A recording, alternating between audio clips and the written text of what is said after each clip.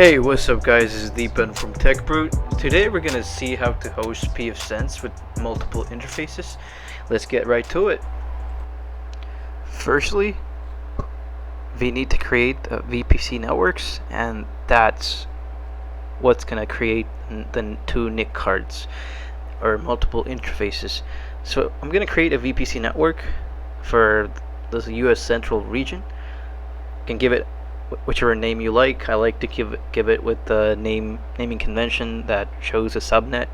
So you should create a subnet as well, and then type in the IP address of the subnet.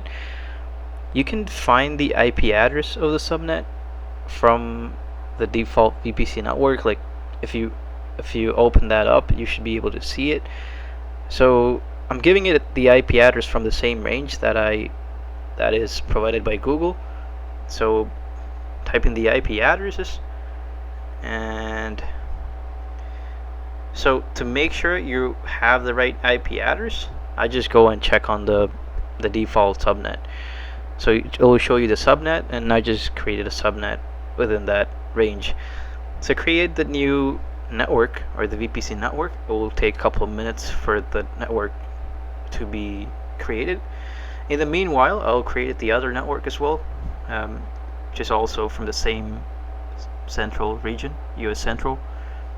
I will name it B. And for the subnet, I'm gonna give it 128.20, and the region is US Central as well.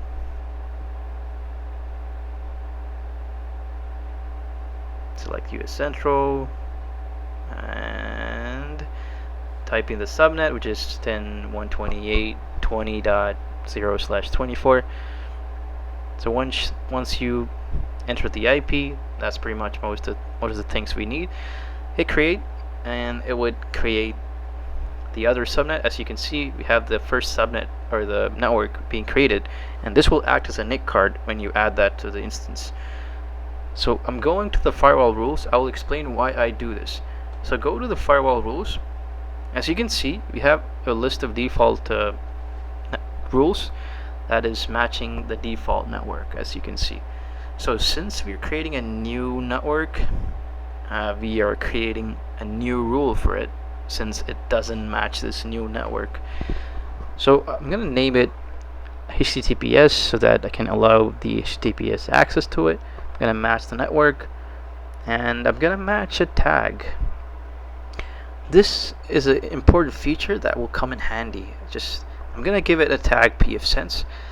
I'm gonna match any source, and I'm gonna match the port, TCP port 80 and 443.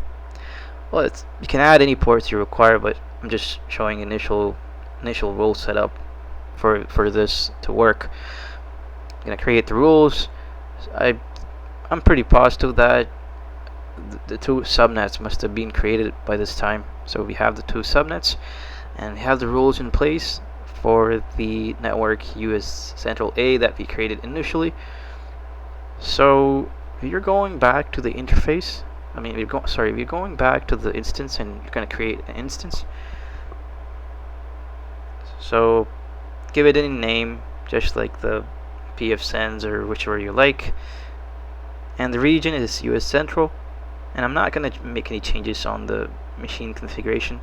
Going back to the boot disk, I can add the machine image that I've created in my other project.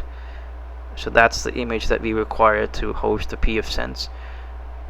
If you're not familiar with it, please check my previous videos on how to host Pfsense. So I'm going to give it disk space and allow cloud APIs. Allow HTTPS access if you require, but we don't actually need it because we already have a rule in place. You can still add it, but I prefer to add my own rules. So in networking, this is where we specify a network tag. Remember we added a firewall rule to allow based on like matching a network tag. This is where we add the tag to the instance. And here we have a list of the interfaces that we created. So we're going to change the interface to US Central A that we created and hit done. So we added this. So if you can notice that there, so you have the option to even disable the external IP if needed.